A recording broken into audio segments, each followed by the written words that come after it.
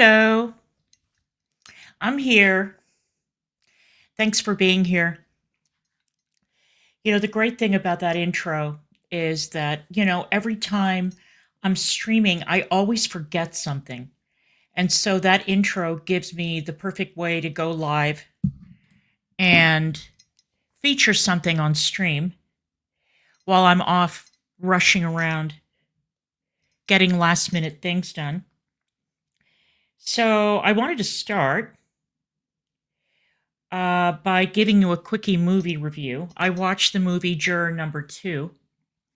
at the recommendation of somebody in the audience. And I have to say, I really enjoyed it. It's a Clint Eastwood movie. I mean, he directed it. And it stars Nicholas Hoult, who's terrific. And it's a great courtroom drama. It's a great courtroom drama in the vein of Presumed Innocent and, the really, really good courtroom dramas of the 1980s and 90s. And so it's that old-fashioned 12 Angry Men type courtroom drama with a lot of unexpected twists and turns. A very bizarre ending that leaves the story kind of open to interpretation, but it's very tight. Unlike most Clint Eastwood movies, it clocks in at under 2 hours, so it's easy to sit through. Clint Eastwood is a director that's hey guys, how are you? Clint Eastwood is one of those directors like Quentin Tarantino and Martin Scorsese and James Cameron, who tend to make movies that are way too long and could use a good 20 to 30 minutes shaved off. But I think that with this one, he got it in at exactly the right length. And it's very, very good. It's very entertaining. It's well acted. It's well written. So I recommend it. I watched it on HBO Max, and I really enjoyed it. Excuse me. Okay.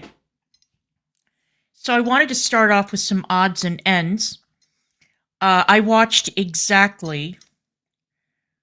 exactly, but under 2 minutes of the Super Bowl. We are not sporty people here. We don't watch athletic events. The only thing that I make a point of watching is World Cup, and that's it. And that's once every 4 years. So, and of course, because of my principles, I was going to boycott all of World Cup in Qatar, so I missed Argentina winning, which was something that I really wanted to see.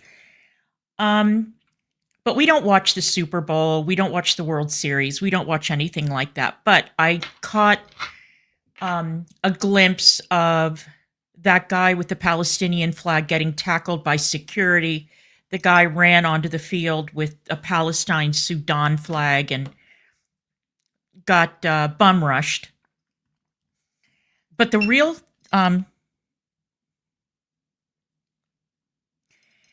but I watched a little bit of the halftime show. I don't know anything about Kendrick Lamar. I don't know anything about his beef with Drake, and quite frankly, I could give a fuck less. I'm not interested.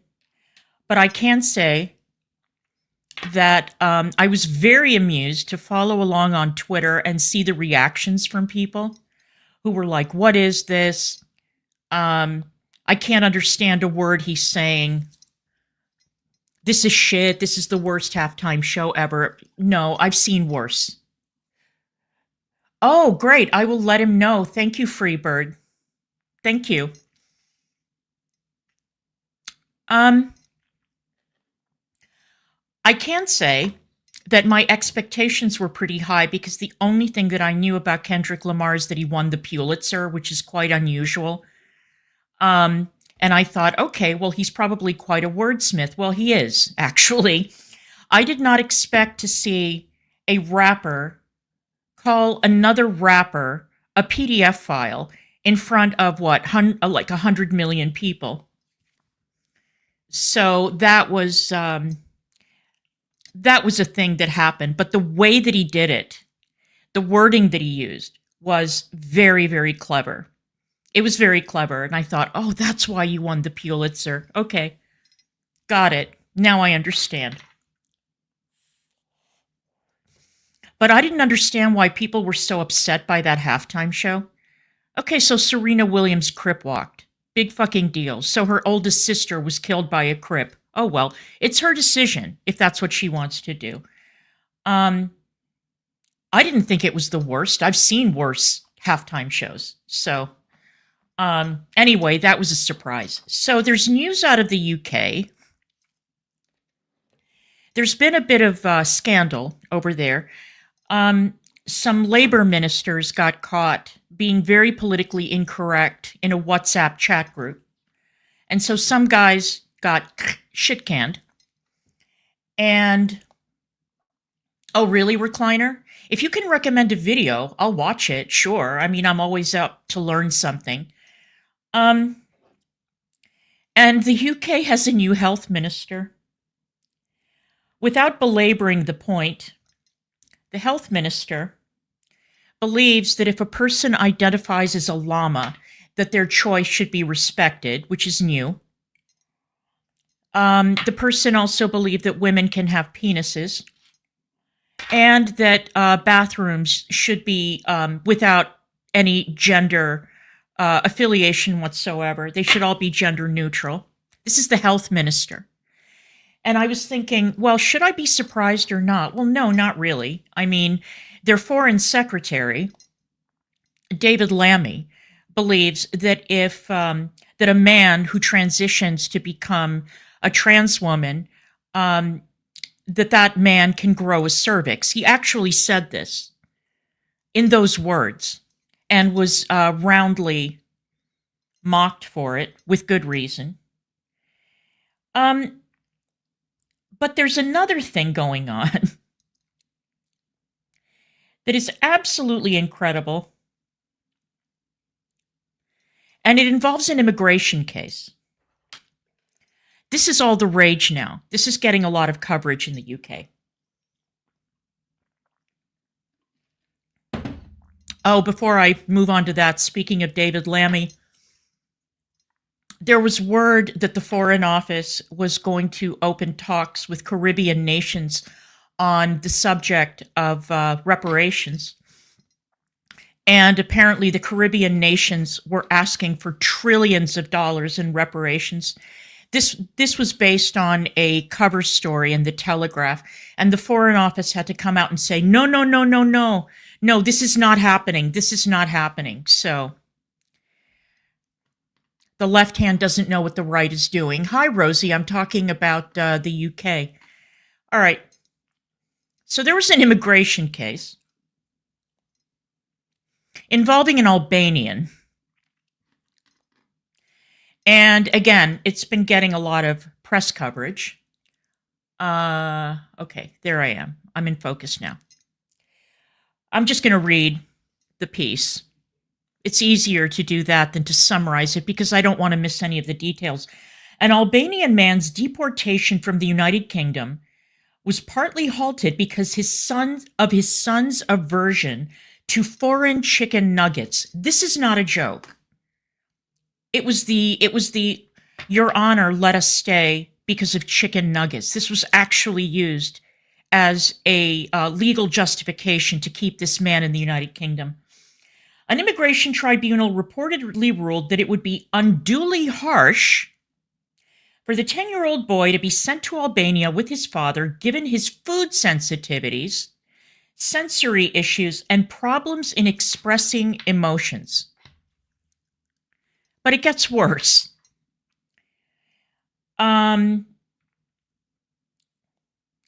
Okay. Clevis Disha, a 39-year-old Albanian, entered the UK illegally in February 2001 as a 15-year-old unaccompanied child, as per the Telegraph report.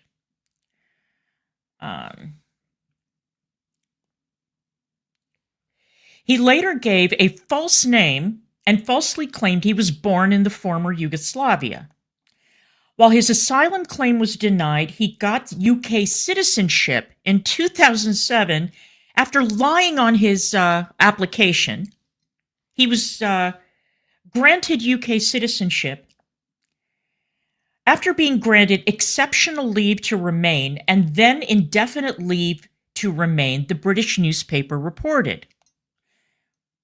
Disha met his partner in 2006. She's an Albanian with UK citizenship, and the couple has 2 daughters and a son. Okay, so this guy was put in jail in 2017 for 2 years after he was caught with £250,000 cash, known to be the proceeds of a crime. His UK citizenship was stripped in 2021. Priti Patel, then UK Home Secretary, ordered his deportation to Albania. Disha appealed and was backed by a judge at a lower-tier immigration tribunal. The judge ruled that it would be unduly harsh for his 10-year-old son, known as C in court documents, to remain in the UK and be separated from his father. He also ruled against forcing the child to return to Albania with his father. Disha's lawyers told the court that C had sensory difficulties with some clothing, such as socks, and some types of food which would make him seize up and refuse to do anything. The child's additional needs, this is the kicker. This is the part that I really love. The child's additional needs were supported only by evidence from a trainee educational psychologist, a neighbor, and a family friend. So the kid was not officially diagnosed by an actual doctor or psychiatrist or whatever. A trainee, a neighbor, and a friend. So it's basically the trust me bro. It's the trust me bro argument. This is why we got to stay. We can't leave. There was no formal diagnosis of special education needs for the young boy. However, he had an educational plan to deal with his emotional regulation, independence, reading, and writing. Disha's appeal against deportation was granted by the Immigration Tribunal. The court observed it would be a breach of his right to family life under the European Convention on Human Rights, pointing out the impact of his deportation on his son. Well, that's amazing, isn't it? Well, it's not over. And there's been a lot of head scratching. Per the Telegraph, Upper Tribunal Judge David Merrigan said, the only example listed in court documents was the young boy's distaste for eating the type of chicken nuggets that are available abroad. This is a judge in the Upper Tribunal. We are not persuaded that the addition of this sole example approaches anywhere near the level of harshness for a reasonable judge to find it to be unduly so. Okay. So anyway, it's not over though. It's not over. It's not going to stay at that point. Really? Really? So the guy lied on his immigration application. Then somehow he ends up getting citizenship anyway. Then he ends up committing a crime. He's caught with £250,000 of ill-gotten gains. He goes to prison. He comes out. He gets stripped of his citizenship.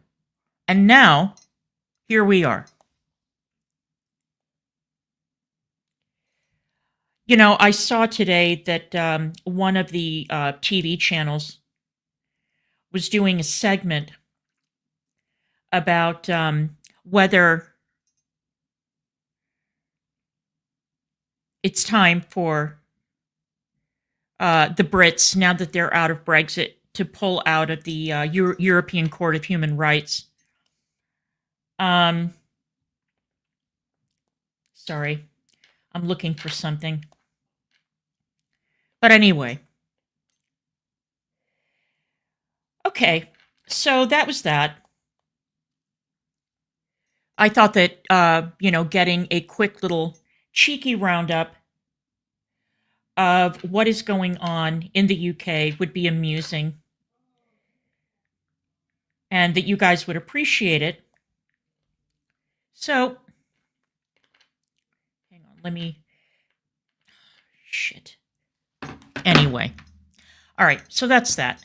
Now, I sat around this morning and I was looking for something to talk about, and I was getting increasingly aggravated because I couldn't find anything. There was nothing that struck my fancy. And I can tell you guys, and I mean it when I say this, I look forward to the day when I never have to discuss the transgender issue again. I'm tired of talking about it. And the only reason that I continue talking about it is because it matters. And sometimes when you feature stories on your channel that matter, things that you actually care about, they start to wear on you. You start to get a little bit depressed. And you start to get a little bit aggravated with the poor quality of the criticism that you receive for covering these sorts of topics.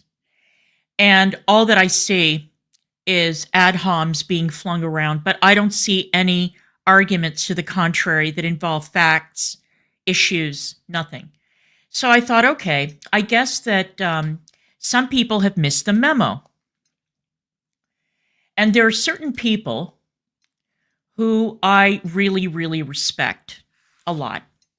One of them, as you know, is Harvard professor Roland Fryer. I love that guy. And if I could find anything new about him, I would feature it. And another one is Dr. Oz Hakeem, because out of all the people who are speaking out, apart from the detransitioners, Dr. Oz Hakeem is the most well-informed because he's actually worked in the field. And so he knows what he's talking about. I know that that's very unpopular on social media.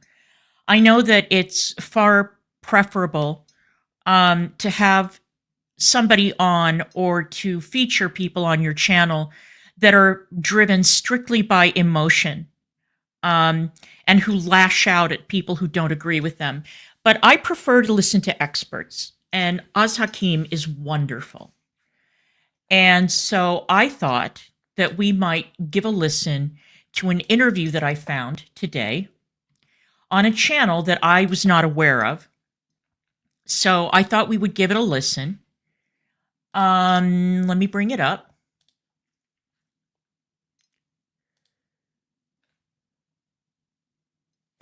Okay, let me give you the name of the channel. The name of the channel is Jewell. I perused a little bit of his content, and I think that he's very sane. And he does good work. So that's good. And I've linked that channel in the description. So anyway, I thought, okay, we might want to listen to Dr. Oz Hakeem again, because I guess some people missed this this incredibly intelligent and well-informed man the last time. So I'm going to speed this up a little. Here we go.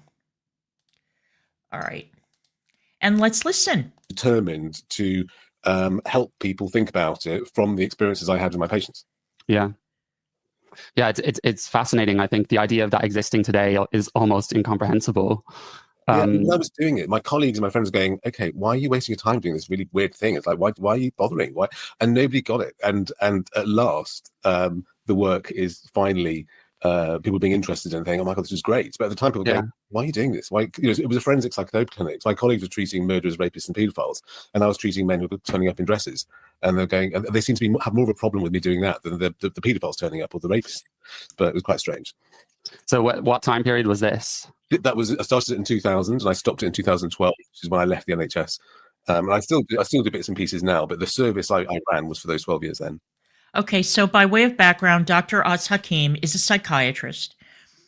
Dr. Oz Hakeem's area of specialty is gender dysphoria, transgenderism, cross-dressing, and sexual fetishes involving cross-dressing and issues involving, well, gender, basically. And as you heard, he started in 2000, so he's been doing this for 25 years. And that's what you need to know for now, so let's listen. And so what was the political climate like then? And did this very much go under the radar, or did you get, you know? The radar because mainly because it was little me doing it in this clinic in Hampstead, and everything I wrote about it was in the academic literature, which absolutely nobody reads apart from the author. So it was in sort of, you know, psychotherapy journals and stuff, and nobody had a clue what I was doing apart from the people that were referring people. And people could come from all over the UK. Right. And then occasionally, if someone did hear about something, there might be a scuffle with some trans activists who saying, "Oh, who's this person giving therapy?" But then that would die down. It was only when myself and some colleagues at the Portman wrote a letter to the Telegraph about the gender recognition bill when it was coming through, and we titled it "A Triumph of Fantasy over Reality," that the Tavistock switchboard got jammed, because that's where the clinic was based, Tavistock and Portman. The Tavistock switchboard got jammed by all these irate people, and then then it all kicked off. But until then, it was on the radar. Yeah, I mean, so reading your book, I think, obviously, tell me if I'm wrong, but I think with trans ideology, it seems to be the only medical condition that we treat the body to fit the brain rather than, you know, addressing the mind to fit the body. Yep. So it has a number of unique things. So it's unique in that it's the only medical condition I know where there are no follow-up studies and there's no evidence base. So if you go to the hospital because you've got like an ingrowing... No follow-up studies and no evidence base. I want to highlight that he said that. No follow-up studies and no evidence base. Toenail, there'll be masses of evidence of people that have written outcome studies and whatever, but this has been sort of exempt from people being followed up. And I once asked one of the gender clinics, why do you not follow people up? And they said, because it's like caterpillars becoming butterflies. They're free into the world. I thought this is a really weird reason for not following them up. And the only places that have followed them up haven't really found any good evidence. Like I think John Hopkins, who invented the intervention, they shut their own service down at some point because of the evidence. And it's unique in that it's the only thing where it's not based on a rather than being an actual physical condition, it's an ideology and a concept which is being affirmed. So as a psychiatrist, we see lots of people who believe a physical solution is the answer. So we see severely depressed people who really think they need to kill themselves or be dead. And we don't affirm them, we challenge them. And we treat the underlying condition. We see anorexics who really believe that even though they're critically low weight, that they really need to lose more weight. And we don't affirm them because they die if they lost any more weight. So we challenge them and treat the underlying condition. And see, this would be my question to the critics. This is my question. What is the difference? I have two questions, actually. What is the difference between a psychiatrist or a clinician affirming a perception in the mind of someone that they actually need to be another sex, or that they were born in the wrong body, and that they need to get some kind of surgical and chemical intervention in order to make that happen? And an anorexic who looks in the mirror and sees somebody who is fat, who sees fat pockets that don't exist. Why is it that we affirm one idea and not the other? We don't tell anorexic. We don't give anorexics diet tips. You know, we don't tell the anorexic, yes, you're right, you could stand to lose a few. We don't say that. That would be malpractice. So what is the difference between the two? Besides the fact that one movement has basically morphed into a kind of modern day religion, a secular religion, and the other one is seen for what it is. The other question I'd have is, if you are willing to accept that a person can identify as another sex, then why is it that the same group of people are so critical of individuals who identify as another race? So, for example, when Ollie London was getting all that work done on his face because he wanted to be Korean, and he wasn't, people thought that he was nuts. People criticized him. They said that he needed mental counseling, that there was something wrong with him. And eventually he snapped out of it and he realized, holy shit, of course I'm not Korean, and I can have a million surgeries and it won't make me Korean. That's absurd. Same thing with Rachel Dolezal. Rachel Dolezal, who is convinced that she is black. She is not black. There are no black members of her family, her biological family, I should say. So why do we criticize one and yet we indulge the other? Why are you willing to accept transsexualism but not transracialism? I would appreciate it if somebody would answer that question. So when you have people who are saying, no, I'm not a man or I'm not a woman, I'm the opposite sex, we're too scared to challenge them and we go along with it. Mm-hmm. And I think disingenuously, because most psychiatrists don't actually buy into the ideology, but they go along with it because they're too scared not to. Yeah. It's insane. I mean, it's interesting you mentioned the thing about depression and suicide, because I know in Canada there was conversations around, their assisted dying model, and it would apply to mental illness and also situations of poverty. So it's like we see this ideology now seeping out. Don't know if the two things would be related or not. It depends on whether you just give the customer what they want or whether you give the customer what you think they need. Yeah. And it has this weird crossover between sort of almost being a cosmetic thing, but then very much being treated for a debilitating disorder. Or, I mean, they don't want to call it a disorder anymore, right? The activists. Mm-hmm. But it's a bit like the partial body syndrome people, I think it's called. Yeah. There we go. Where you believe that you should be disabled in a physical way. And, the same person used to give the go-ahead for legs to be chopped off and was doing the sex changes in the UK. Oh. And, people choosing to be blind and choosing to have a disability. It's an identity of which we're providing a physical solution, which in those cases you think was absurd. So it's no different, really. And is there a link between those conditions and a paraphilia, or can they be sexually motivated? I think it's body integrity identity disorder, right? It's like wanting to not have a limb or something. So there's an overlap. So with all these things, there can be a sexualization of it or not. And having worked, so the Portman Clinic is basically it started off as a sexual perversion clinic. It's very interesting. Its history was started by the Bloomsbury Group, people like this artist and H.G. Wells, and they wanted to set up they started off being called the Clinic for the Study of Sexual Perversions or something, but that wasn't very user friendly, so it changed to the Portman. So it started off with perversions, and it's most of my training and work there was about understanding perversion, which is now called paraphilia. Right. And all perversion can basically be tracked back to a response to trauma.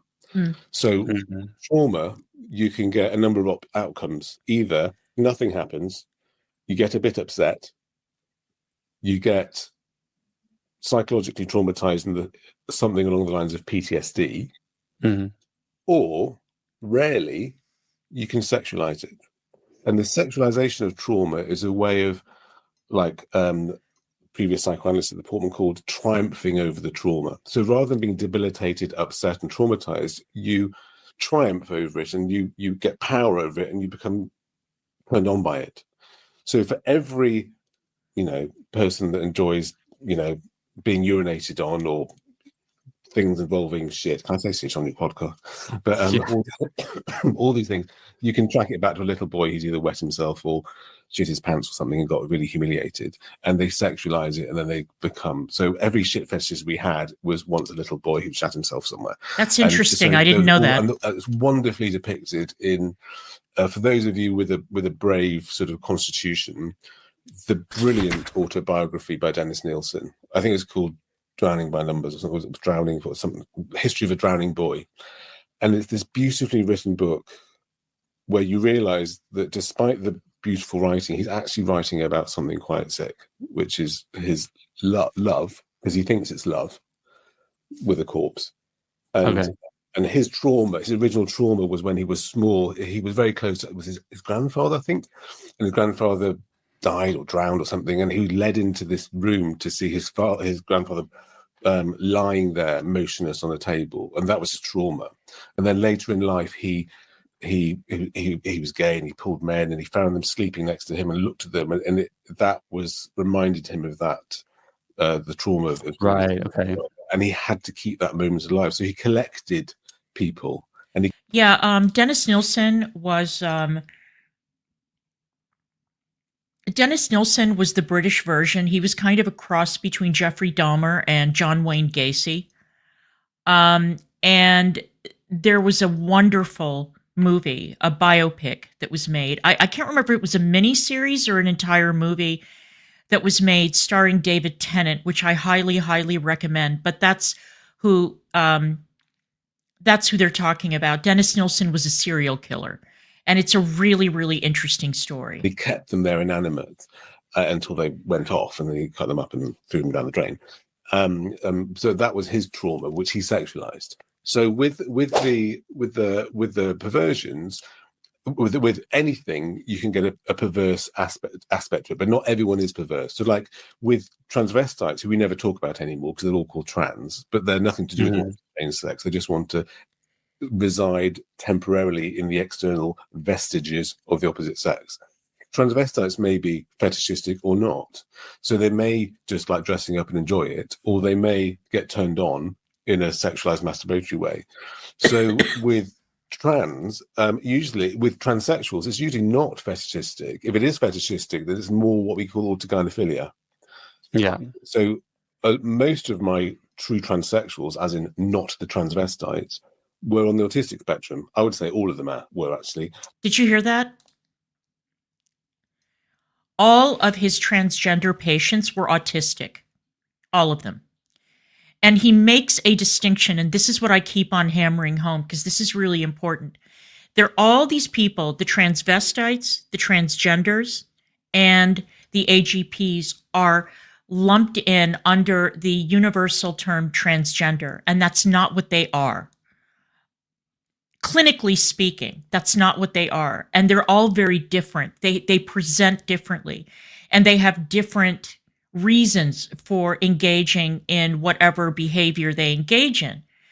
But to suggest that a cross-dresser who cross-dresses for pleasure, cross-dresses for whatever reason, or somebody who gets sexually turned on by cross-dressing is the same as an individual who actually wants to change their complete outward appearance surgically and chemically. It's not the same thing.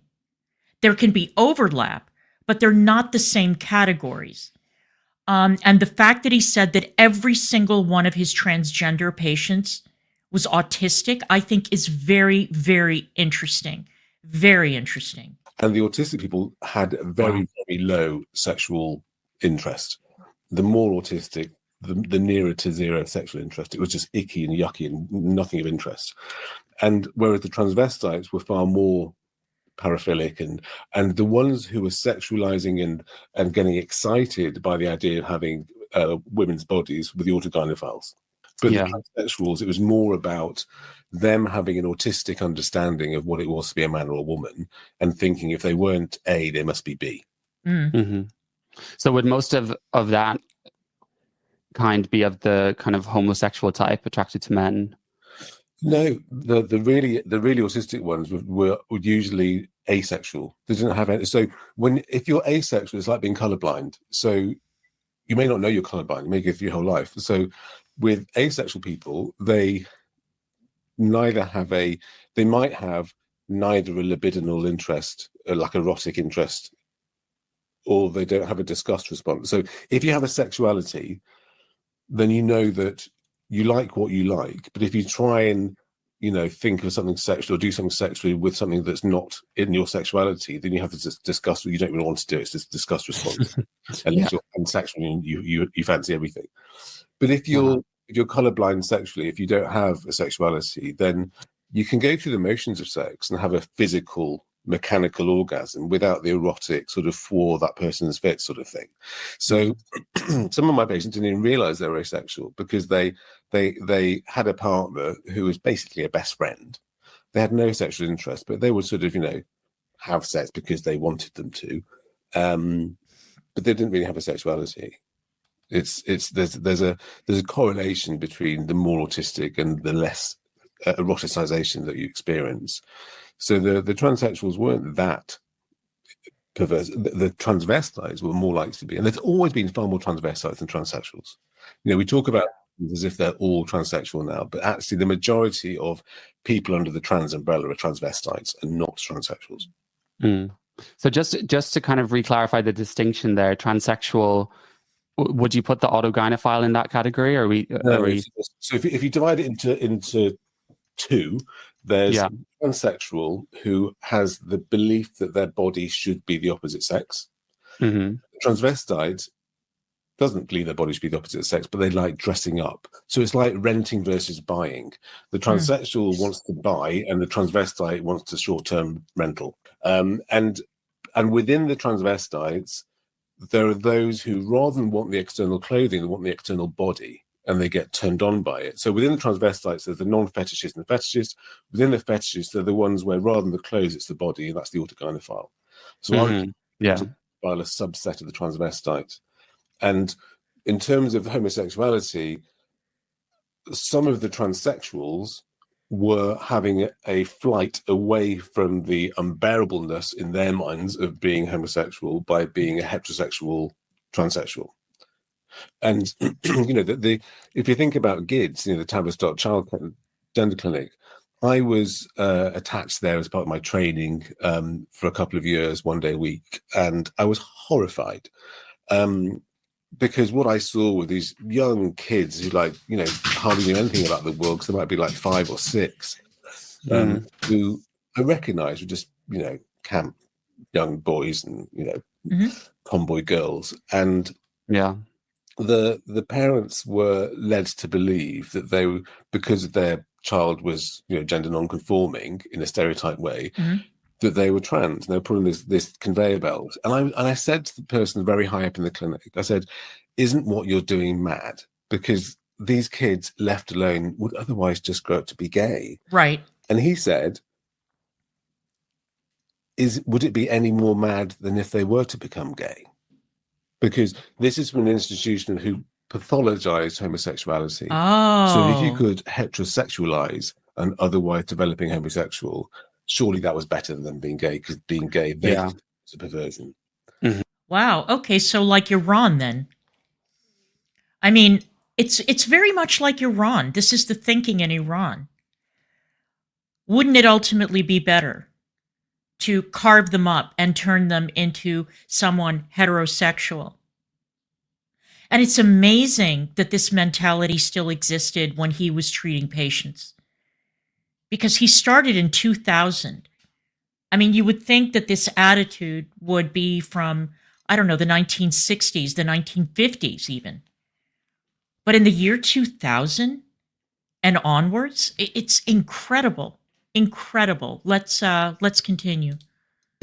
It's completely outdated and awful. So the idea of transing kids came from a lack of acceptance of homosexuality as a normal outcome. Yeah. Well, it's something I can relate to a lot. I mean, I'm very glad I was born when I was, because we'd have all been transed. Yeah, for sure. I mean, growing up in Ireland, I don't feel like I was ever, dysphoric about my sexed body, but I definitely had lots of problems with my gender in terms of where I sat and, fitting in with the girls, but still not being one of them. As a child, you just want to fit in and be accepted. And if you're not conforming, and if someone offers you the solution to be normal in a different way, then you choose it. Whereas otherwise, the task is to just accept yourself and let others just accept you for how you are. I've always said that no body is wrong, and if it's a mind thing, let's help with the mind. And I would say, hi, my love. I would say that I thank God that I grew up when I did, and I was allowed to be a tomboy in peace. I was allowed to do my tomboy things until I grew out of it, and I started to do girly things.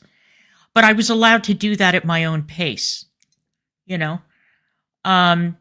There were no teachers, there were no guidance counselors, there were no pediatricians or doctors or anyone telling my parents, well, your daughter really likes wearing pants instead of skirts, and your daughter really enjoys horseback riding and playing with dogs and chasing frogs and, things of that nature, and playing with boys.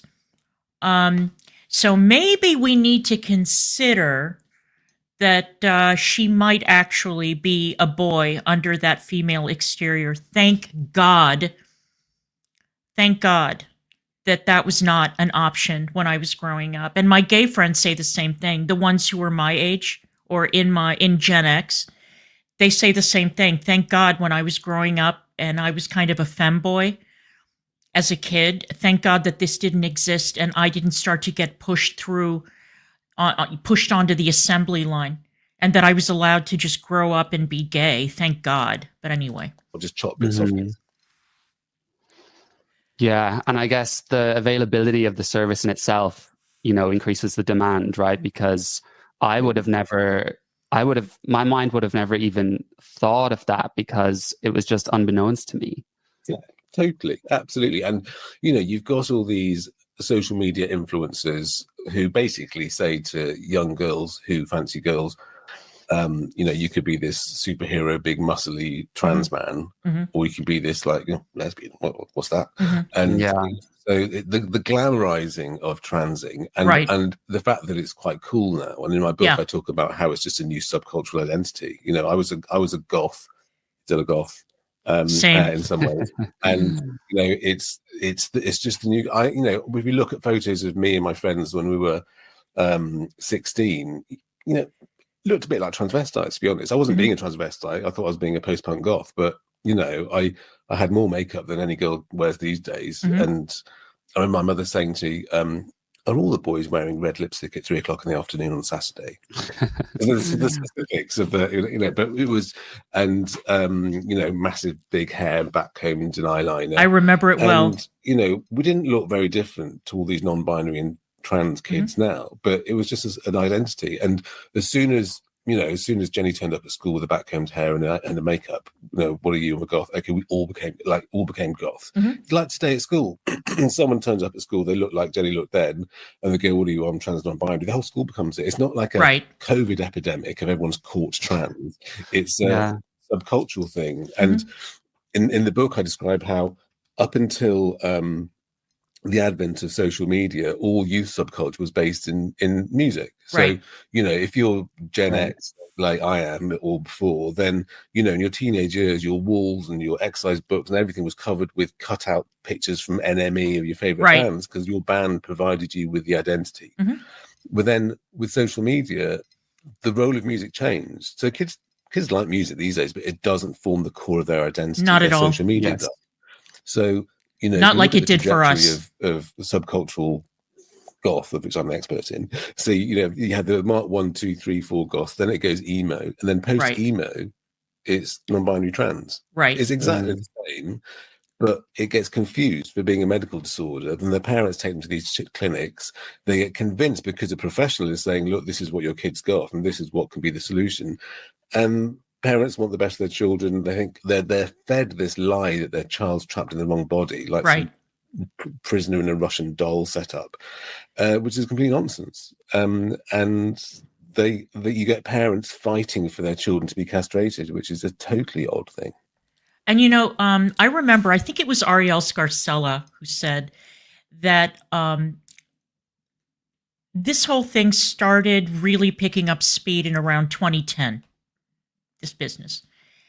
And I remember that she said that in another time, like maybe 5 years earlier, all these girls who were rushing to gender clinics to get the testosterone and start on the road to surgery and getting the mastectomies and all that, they probably would have been cutting. That's the kind of thing that they would have been doing. And a lot of the girls do. I mean, you see with some of these pictures, when the girls show off their mastectomy scars, you see that they're covered in cutting scars, like all up their arms and across the shoulders and the chest and everything. And then you see that terrible mastectomy scar going across the chest. But I love his theory that Gen X and the younger boomers, our identities were forged by music. And so we were hippies, we were goths, we were mods, we were punks, we were teddy boys, rockers, whatever. And that eventually that went out of style. And kids did not develop identity through musical movements, because there really aren't any. I mean, music is so packaged and so corporate now, and you don't see major movements, apart from a band like, I don't know, Fish or something that basically picked up all the deadheads. You don't see that a lot of these bands, well, maybe metal might be one. But most musical genres don't start movements. Like you go to a show, for example, like when I go see New Order, and I look out in the crowd. At one time, everybody would have been very like new romantic or, new wave looking or something like that. And now everybody just looks, they're just dressed normally. It doesn't evoke the same kind of like look anymore. You go to a Gary Newman show, you'll see a few goths and emos running around, but it's not the same as it used to be. It really isn't. So this is just a new trend. It just happens to involve chemicals, castration, and surgery, which is horrendous. Yeah. It's like everything we're doing, it's like opposite land, right? Because they say by not affirming it, that's conversion therapy. But actually, I don't know if you'd agree, in our eyes, it would be the gay conversion therapy. Like you said, they're pathologizing it, right? Mm-hmm. So I wrote a paper once about how the psychopathology of the patient gets mirrored in not only therapeutic treatment settings, but in society around them. Mm-hmm. So if the mindset of the trans person is very autistic and black and white, Mm-hmm. right, wrong, yes, no, male, female, then that binary split gets transferred. So, therapy or approaches are either affirming or converting, which is complete nonsense. You're either agreeing with me or you hate me. Right. There's nothing in between. And of course, clinicians like myself, who I never affirmed anyone, but I never tried to convert them either. I was a neutral exploratory space, and all my role was to basically say, oh really, why do you think that, and try and see how they came to this conclusion. If I was experienced as affirming or converting, I'd be useless. My role was to help them explore, think, challenge in a way that was acceptable. And what I wanted to do was to help them consider the option of being subversive. So they think they're being subversive, but they're not. They're being totally conformist, conventional, and sticking to stereotypes. Exactly. And the funny thing too is that, and I think I've mentioned this before, maybe the last time I played this man on my channel, that the funny thing is you think you're being subversive. Like he and I were both, part of the goth scene. And you think you're being subversive, and then you look around the room and you realize that everyone is dressed exactly the same. Everybody either has the black hair or the white, like really, bleached out hair. Everybody has their hair teased out. Everybody's wearing the same black clothes. Everybody's wearing the same pointy-toed shoes. The men and the women look exactly the same. So it's like, wow, we're all really different, but boy, we all look exactly the same. So there is a lot of conformity within these groups as well. So anyway, yeah, he's right though. So, if you're male and you think you don't fit in as a male, fine.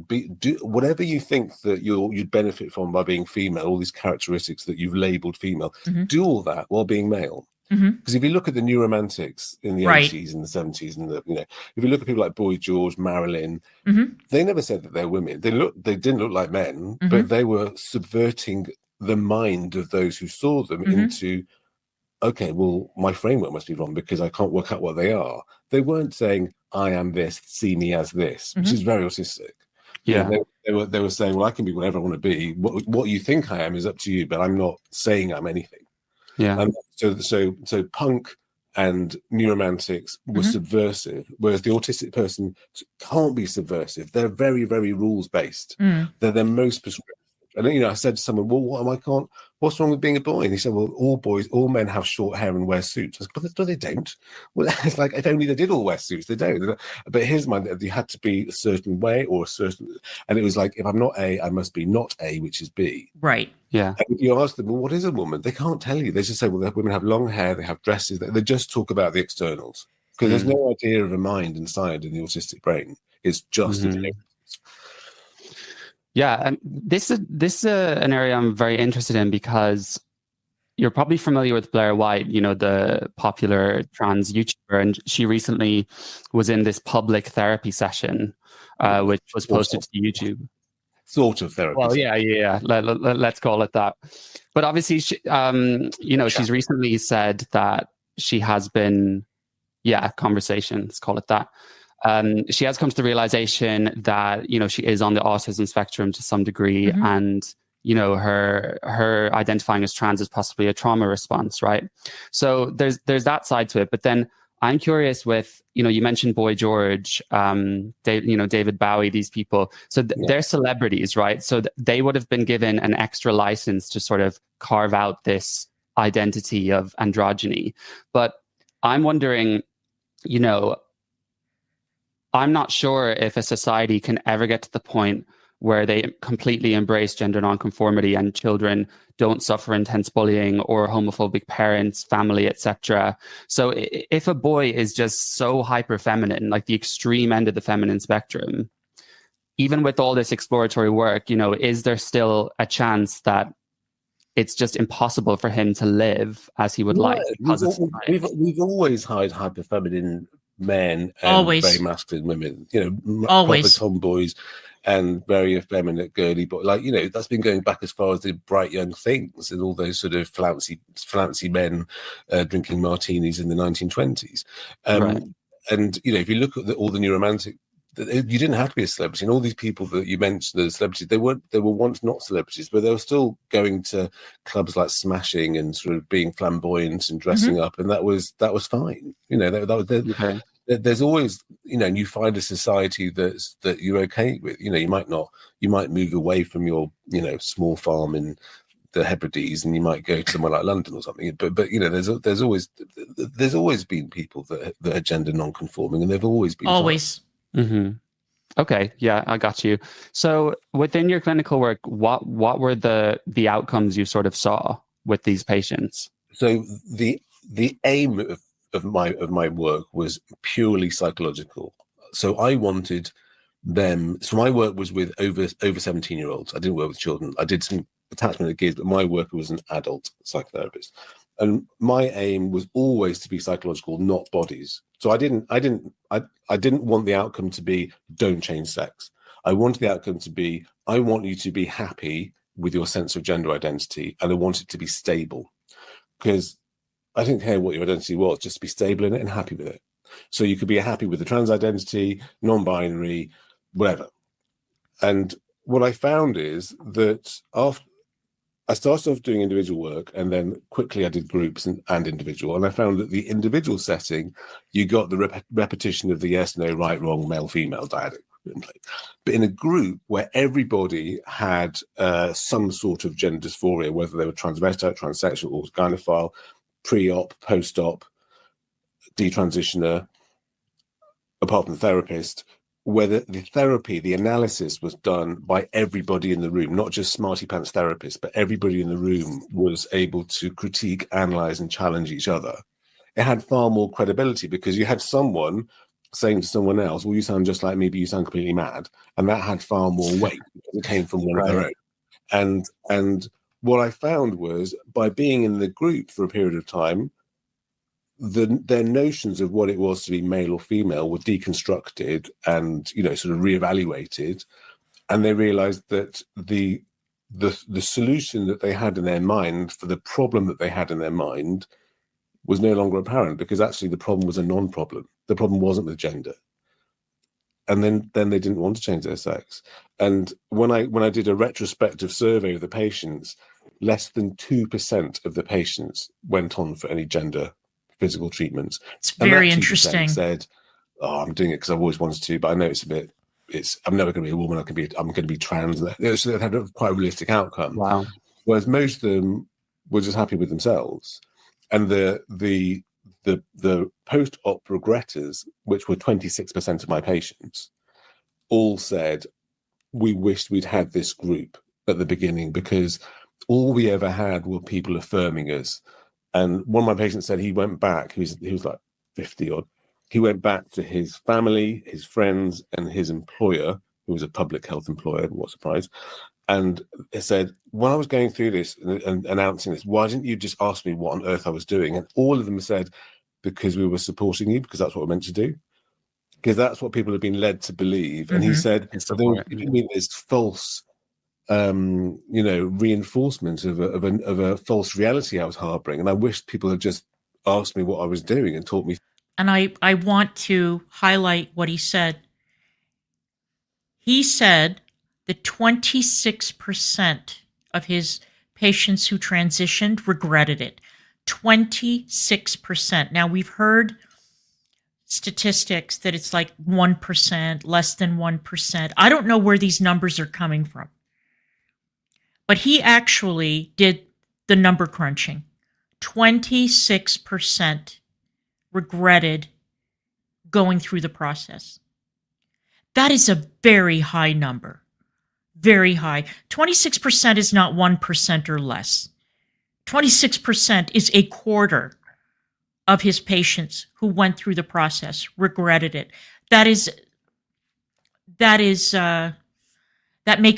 gives you pause, doesn't it? Through it. Yeah. And I mean, now those people are already walking in with this idea that if they are asked it, that's a hate crime. Right. What's the ballpark of figures you think you treated? Well, I saw people every week for 10 years. So it's small numbers, about 100 odd. Okay. That's mad though, like 2% to go on to transition. Yeah. Most of them are fine. Most people, if you give them some exploration and try, because some people have come to a understanding of their problem and a solution for it very quickly, and then they've not revisited it. They say, this is right, this is my hypothesis. And it reminded me of my maths A level, which I was hopeless at, where I thought I'd solved the complicated thingy, but I'd gone completely off piste, and my answer was completely nowhere near what it's meant to be. And rather than disputing their thinking, you say, okay, fine, just talk me through it, help me understand. And they used to, frame by frame, you try and go through with it, and then they realise actually that their own logic hasn't made sense. Yeah. And you can sort of like, well, really, we'll tell you more about that. So your experiences, they experience you as someone who's inquisitive, curious, and helpful, which is what you really are, but you're trying to see how they got there. Yeah.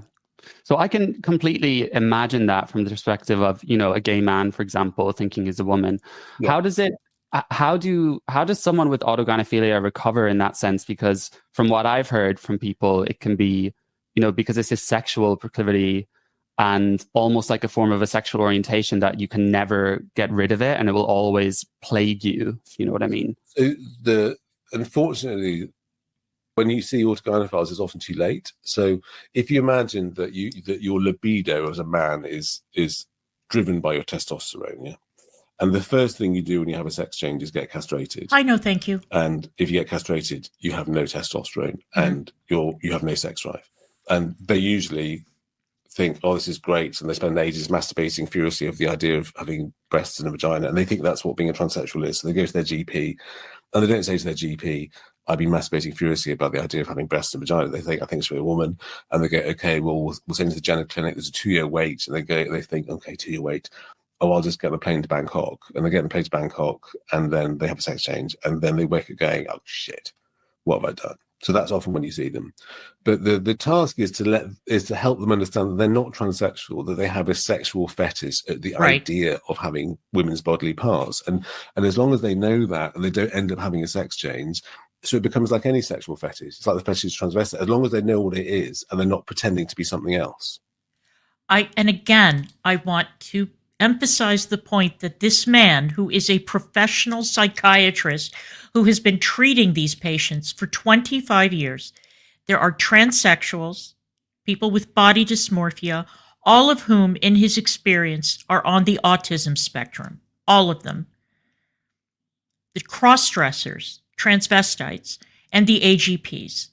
And one of the mistakes that people in the gender critical movement make is whenever they see a man who is cross-dressing, they're like, oh, that's an AGP. That's not true, because the AGPs have a sexual component it's a fetish, whereas the cross-dressers may not necessarily get a sexual kick out of dressing like the opposite sex. All right, let's go. Yeah, Right. there's loads of fetishes that people have, and as long as they realise it's a sexual fetish, that's fine, rather than pretending that they're a transsexual and that there should be a woman and that they need a sex change. So it's putting it in, making them understand what it is and what it isn't. Mm-hmm. What's your opinion on people calling it a type of sexual orientation, like Phil Illey, saying now it's an auto heterosexuality? And so first of all, you've got to decide whether something is a fetish, which is a sexual excitation, or not. So most transsexuals, it wouldn't be a fetish because there's not anything sexual about it at all. For the ones like the transvestites, which are fetishists, or the autogynephiles, that as long as there's a sexual excitation, it's a sexuality. So so what I learned during my time in the department was sexuality isn't just whether you fancy men or women. Sexuality depends on what you fancy, or which can be a thing, a person. It could be of an age that's societally compatible or incompatible. Yeah, so people who are attracted to minors. It can be directed towards animals, cars, concepts like BDSM, and pure BDSM is not the person; it's the sadomasochistic relationship. Mm-hmm. They had people that were sort of the only way they could get sexually excited was to be in a confined space or an MRI scanner, or so there's concepts. Totally. So it's not always about people. So sexuality is varied, and once you've got it, you got it, and that's your sexuality. So it's not all about being gay or straight or bi. It's about concepts, sexualities, all sorts of sexualities. So is some of that innate, do you think, even to be an autogynephile? No, I don't think any sexuality is innate. We develop it. Babies aren't born with a sexuality. You develop your sexuality, and whether you develop one or the other is who can say? But some things are obviously traumatized. Right. Okay. So because that would be very antithetical to Ray Blanchard and some other work saying homosexuality is very much a biological thing. But we don't know, do we? So there may be a biological component. So but concept sexualities or other, like we did this study at the Portman on paedophilia, and we found that the median age of child that the paedophiles were attracted to was 9. Although you get paedophiles who are attracted to infants, small children, teenagers, or whatever it is, but the median age was 9. We also found that the most common age that the paedophiles were abused themselves was 9. So there was a link. So most of the paedophiles we saw were themselves victims of child sexual abuse. So there's a triumphing of the trauma there as well. Yeah. It's definitely something I think of. I mean, if I take myself as an example, I guess lots of gay men have daddy issues. Mine was quite abusive and also absent a lot. So I spent most of my childhood longing for my father. So, I mean, it's something I would just think about. Yeah, and there's nothing wrong with it, but just even if you can explain the evolution of a sexuality, doesn't mean it's wrong. There's not thing, but we can understand something. So if as a boy you didn't have this nice, nurturing, warm, empathic, compassionate father, there may be a longing for it, which at some point gets sexualized. Totally, yeah. So 2 more questions. First one is for people that publicly say that they're very happy being trans after transitioning, and I would say, from people I've met or, public figures, that it does really seem that they are thriving and successful and happy. So what do you say to that, I guess? So what I tended to see was there was a correlation between the degree of autism and successful outcome. And the less autistic, the less successful. So for example, what I'm Interesting. saying is the core deficit in the autistic mind is what we call lack of theory of mind. So they really cannot ascertain or gauge what's happening in the mind of someone else around them. They have to look for obvious external manifestations like smiling, frowning, shouting, to know what you're thinking or feeling. They can't work it out or gauge it. So they don't have the emotional, what's it called? They're not emotionally intelligent. They can't work it out in the situation. So the person who's very autistic, so I remember one of them said, "Oh, I went out last night dressed," meaning cross-dressed, and everyone thought I was a woman. I said, "Well, how do you know?" He said, "Well, I went to dinner and the waiter took my order and didn't bat an eyelid, and nobody batted an eyelid." So I said, "Well, so what does that mean?" He said, "Well, they all thought I was a woman, so I had a long hair and a dress." And they said, "But you don't know what they were thinking." I said, "Well, no one said anything." So there's if you don't say anything, therefore you must be thinking what I think you're thinking. So Right.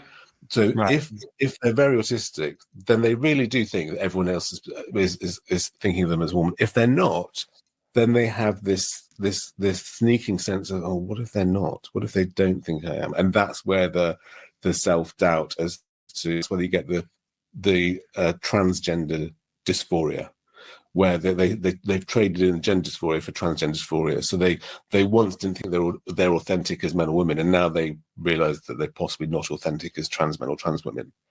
And which brings me on to pronouns, which is another very interesting chapter in my book, where I talk about the importance of pronouns to the trans person. So for us, pronouns are just a piece of language. Since when did any part of grammar get so much attention than a pronoun? I'm sure people didn't even know what pronouns were until this whole thing. And for the trans-identified person, because they don't know what you're really thinking, if you start using the pronoun of their choice, that means concretely that you believe it. Right. So that external way of reassuring them that, oh yes, they do think that I'm a woman or a man because they're calling me she or her. They cannot fathom that you could not think they're a woman and also call them she and her. Mm-hmm. So for them, it's the validation that, yes, I've controlled your mind and you do believe it, rather than, well, you're lying and just saying it to keep me happy. And that's why they have autistic meltdowns when you don't say it, because they if you say it, that means you think it, rather than saying it and not thinking it. How many times, by the way, have we seen clips of people? We saw them yesterday in the Blair White video that I played, of these young people getting incredibly upset when they were misgendered. And we think, oh my God, there they go again. There goes Gen Z again, blah, blah, blah. I never in a million years thought to make that connection between being on the autism spectrum and this insistence on being referred to by a certain pronoun. And I never thought of those temper tantrums and those meltdowns in the car or wherever they're filming as an autistic meltdown. And when you think of it in those terms, it's actually very, very sad. It's very, very sad. So, people laugh, people think it's funny. Like Ty Rivera makes fun of that girl who lives in Asheville, who's always e-begging, and, the one who converted to Islam, the one who goes by Aslan, the one who's always going on, the one who was in the hotel and had the cats, and it was a big drama, and always asking for money and all that. And I thought, wow, maybe she is on the spectrum. Maybe that's why she gets so incredibly angry and upset when people misgender her, and she's obviously female. I mean, she's grown facial hair and all that, but you can tell by her facial features that she's clearly female. And it's very, very sad, actually. And so it makes you rethink whether we should be poking fun at these kids, because they're obviously going through something beyond just some sort of narcissistic rage. It's got another element to it. And it just makes you think. Yeah. Yeah, and I've also heard with the autogynephilic type, it's like they don't want someone to burst this bubble of their fantasy. It's like deep love for this version of themselves as a woman. Would you agree with that? But it's like with all the fetishes, they need to know what it is and not think it's something else. Yeah. And the problem with calling it all trans is that people who are trying to be helpful and accepting are also, by doing that, facilitating various forms of fetish which aren't transsexual but are fetishes. So you know, the person who says, "Oh yes, I'm now going to go to work 2 days a week as a woman," I was going, "Well, why?" And the workplace think this person is transitioning. They're not. They get turned on by wearing opposite sex clothes, and the workplace think they're facilitating and being supportive to someone transitioning. But actually, it's a bit like if you're a fetishistic nudist and wanted to go to work naked twice a week. It's no different. But it doesn't necessarily mean that they're turned on all the time, right? It can be more. Can it be more of a romantic feeling as well? Well, we could go into hours as to delineation between romantic and fetishistic. Right. Sure. But it depends what you mean by romantic. Well, I read Debbie Hayton's book, for example, and you know, I've got with the fetish, it's that's their driving sexual interest. You know, I'm not talking about people who go to Ann Summers and buy some furry handcuffs. I'm talking about the main driver of their sexuality. Yeah. I mean, I could it's like me going out with my boyfriend like for the whole day. You know, would you say? Yeah, but you wouldn't. No, but I'm talking about people who say if your fetish is wearing women's clothes. Yeah. It excites you, then the only reason why you'd wear women's clothes is to fulfill that function. So if you're a transvestite, I'm saying.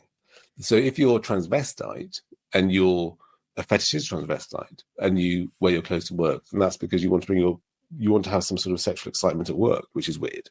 Yeah. It's different from someone who's saying they're a transsexual and transitioning and going to work. That's different from the fetishist transvestite. You see why we need to be so careful.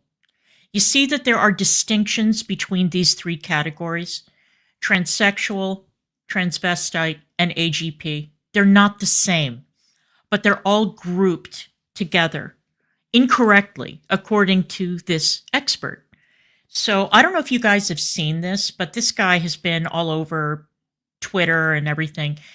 And I'm sure that Vice has probably done something on him. He is an older guy, and I don't know if he's a banker or he has some very high profile white collar sort of executive job, and he goes to work in a skirt and high heels.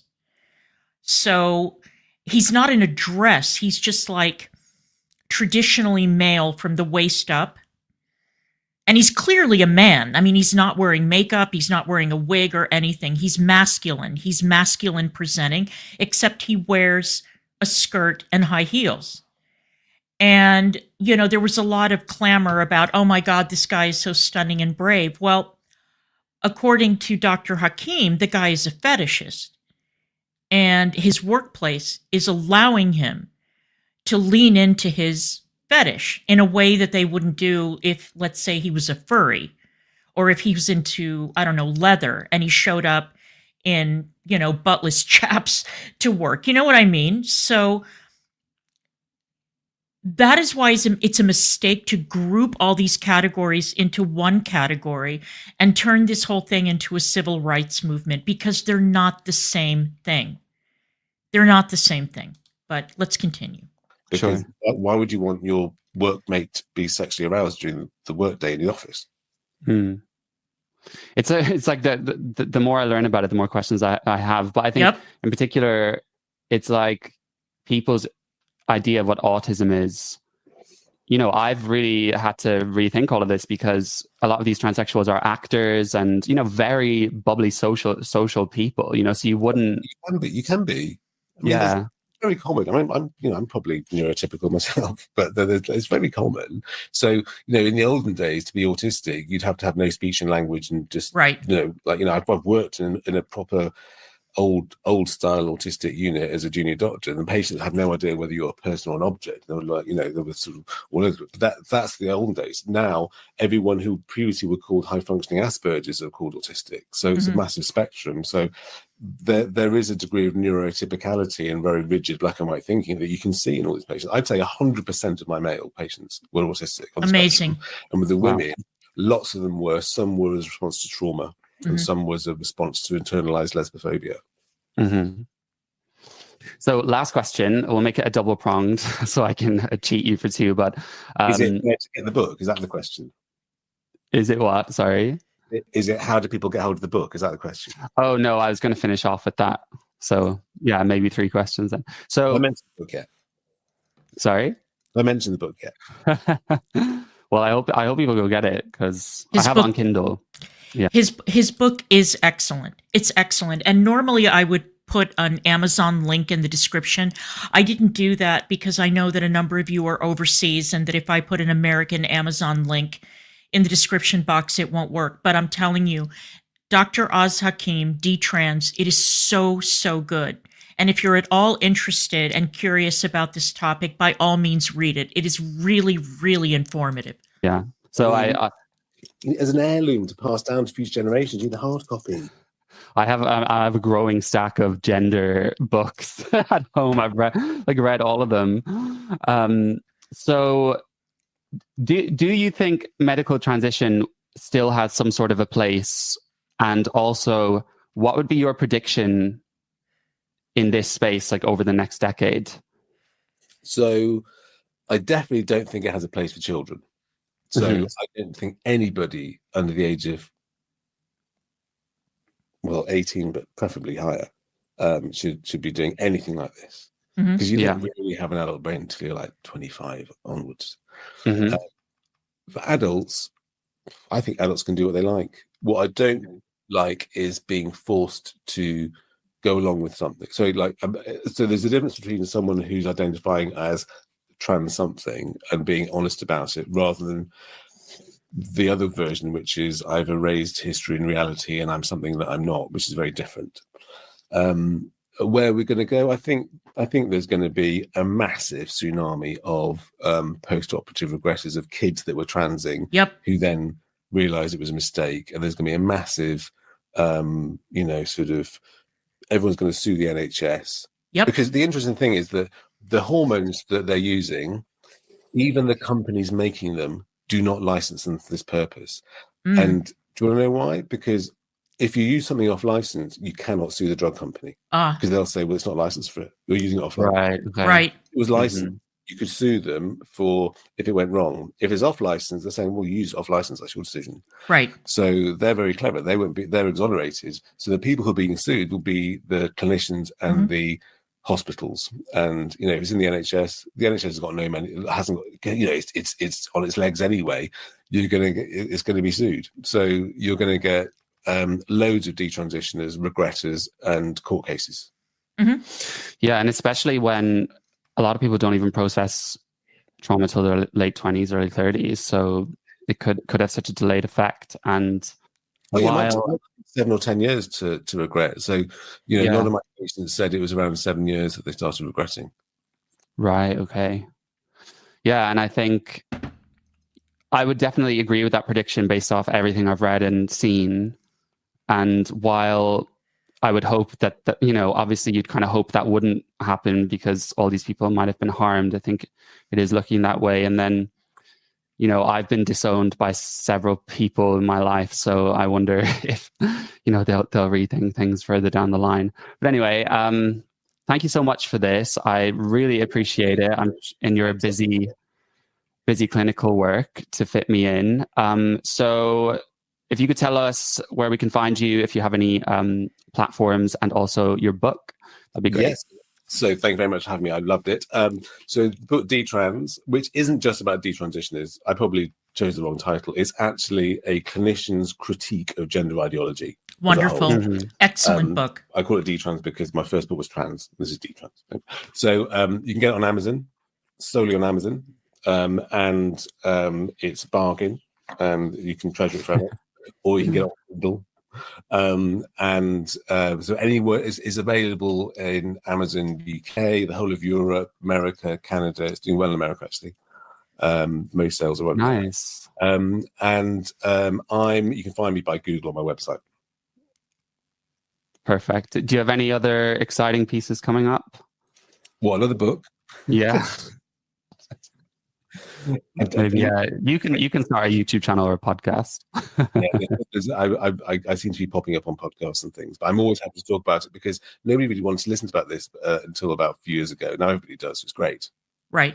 Yeah, it's funny because at the same time, with content creators in the space, and I do a lot of sort of TikTok reactions as well, like kind of more of the fun stuff for the younger audience. But you can see everyone, as soon as there's someone, like everyone jumps on them like vultures, and then they've been on all the podcasts that will entertain them. But I think it's odd, like even in the vast, country of the UK, I seem to be the only kind of content creator of this type. So it's absolutely doing it. We need you. Carry on. Yeah. I just wanted to add a quick aside here because I may be wrong about this, but when I said only content creator in this space, I'm specifically referring to LGBT content creators. I'm not sure how many gay people, if any, there are in the UK really speaking up on this. I know, in fact, there is a Mr. Menno, but I think he comes from a far more gender critical side than me. But who knows, maybe I'm talking absolute shite and there are far more people worth listening to than me. Bye. Okay, thank you so much. You have a great evening. In fact, there are more. My friends Clive Simpson and Dennis Kavanagh are based in the UK. There is a transgender YouTuber called The Mary Chew, and The Mary Chew is also very open-minded, very critical of the current transgender movement. And before I let you guys go, I wanted to show you something. Because in the interview that Dr. Oz Hakeem did with Andrew Gold, he talked specifically about a certain category of cross-dressers or even AGPs who decide that, when they're deciding how they want to present, if they're men, how they want to present as women. And what they'll do is they will refer to a woman in their life, their mother, their wife, a female relative, and they will almost like wear that woman as kind of, I don't want to say wear her skin because that brings up some really awful, like Ed Gein type Silence of the Lambs ideas, right? But they try to take on that persona. And I saw something today that I wanted to show you, because it's such a good example of exactly what Dr. Oz Hakeem was talking about. Now, there is an interview, this is another aside, it was on either Trigonometry or Andrew Gold, and it was a trans widow. It was a woman whose husband later in their marriage decided that he was going to transition, and she noticed that he started dressing and looking like her. And it really freaked her out. I mean, she couldn't understand it. Well, there is a case going on right now in the UK. It's a case of a doctor, a male doctor, who it's very worrying because this guy is convinced that he's not male. He has said that he is not male, that he's actually female. He's not. He's transgender. He's a cross-dresser. I'm not quite sure which. But anyway, there was a confrontation between himself and a female nurse, and it was over the changing room. And it's an ongoing case. It's taking place in Scotland. And today I saw a picture of this doctor with his wife. Okay?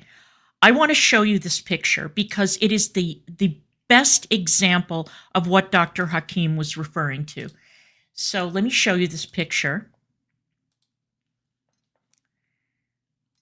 Okay, are you guys ready for this? This is amazing because it is the perfect example. Look at that. Okay.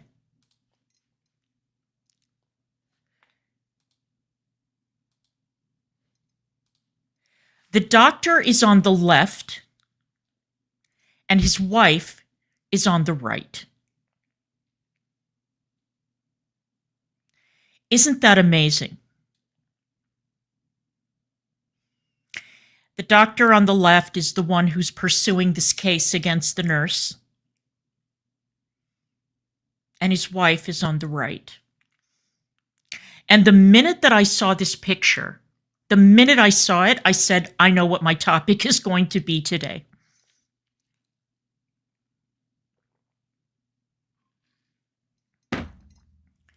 That is exactly what Dr. Hakeem was talking about. And it reminded me, again, of that interview that I heard with the trans widow who said that her husband started to transform into her. And it put her out. You know, it made her very, very nervous.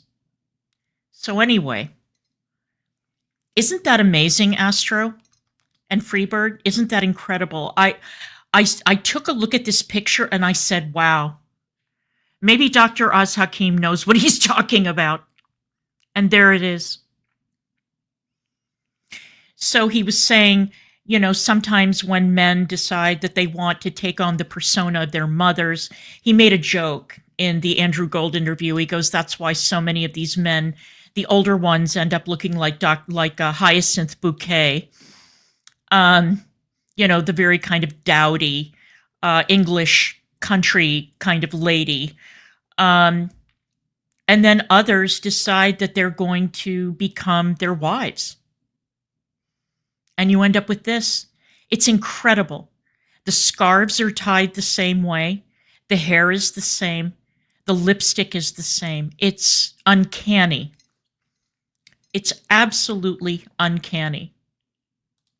And I wonder what the wife thinks of all this, you know? Because I think that this process started, it didn't start that long ago for this doctor. And again, the thing that is the most worrying about the doctor is not the fact that he looks like exactly like his wife or some approximation of his wife, but the fact that this man genuinely believes that he is female, and he has said that he is female. He doesn't believe in biology. And if nothing else, I do not want to see a doctor who doesn't believe in biological reality. It makes me wonder, how did he get through medical school and how did he pass the boards? Or was this realization that he wanted to transition something that came later in life, and he bought into the whole ideology lock, stock, and barrel so much so that he took whatever it was that he learned. I mean, forget medical school. This is something that you learn as a child. The difference between males and females, and to have an actual medical practitioner, a physician, say that he is female when he is not. This is part of the problem. And this is why he's going so hard at this nurse, because I think that he's genuinely gotten to a point where he does not understand why he is being told by this nurse that having him in the changing room is a problem. So anyway, all right, guys, I want to thank you. Thank you, Freebird. I appreciate your support. Always good to see you. It's always good to see everybody. I really appreciate you guys. As I said before, I am looking forward to the day that I never discuss this topic again. It